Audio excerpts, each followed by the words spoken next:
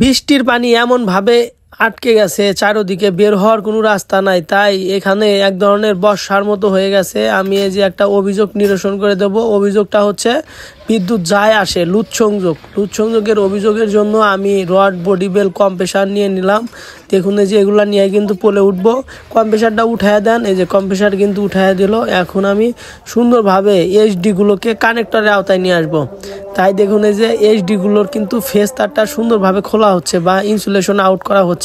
এরকমভাবে insulation out করার পরে দেখুন এই যে i5 একটি কানেক্টর সুন্দরভাবে কম্প্রেসার দিয়ে চাপিয়ে দেব। এরকম চাপিয়ে দিলে কিন্তু লুজ সংযোগ আর পাবে না।